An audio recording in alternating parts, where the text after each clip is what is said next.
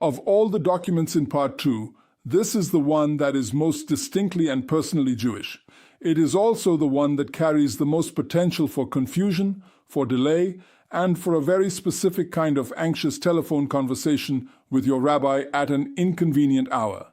Every adult making Aliyah must submit a letter confirming their Jewish status, signed by a recognized rabbi from a recognized community. This letter, known as proof of Judaism, is one of the core documents reviewed by the Jewish agency when determining your eligibility under the law of return. Let us go through exactly what the letter must contain and exactly what it must not be missing, because the Jewish agency has specific requirements, and a letter that omits any of them will be rejected. The letter must be written on official synagogue letterhead. The letterhead must include the name of the synagogue or community, its address, and its telephone number. The rabbi's name and title must appear on the letterhead or be clearly identified within the letter.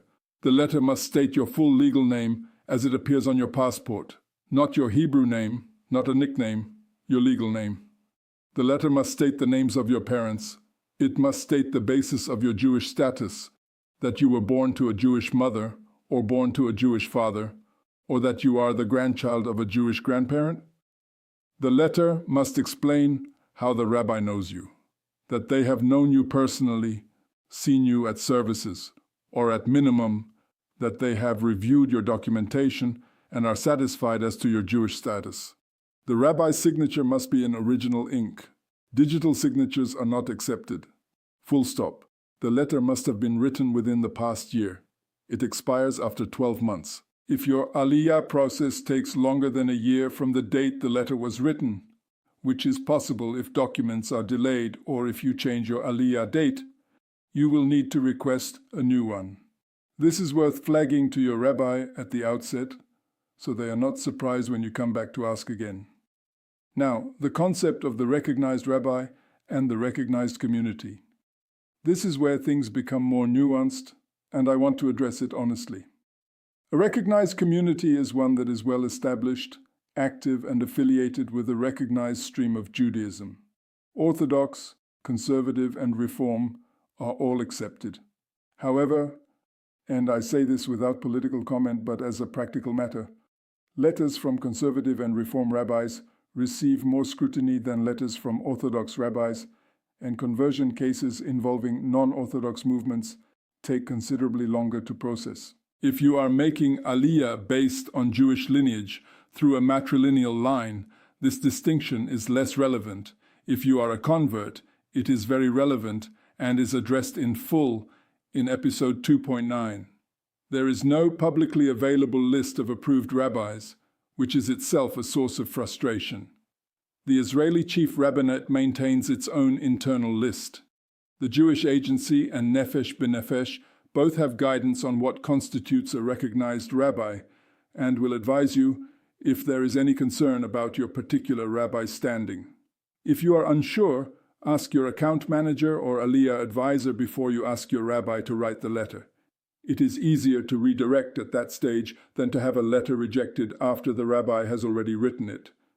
The ketubah, the Jewish marriage contract, cannot replace the rabbi's letter. The Brit Milah certificate cannot replace the rabbi's letter.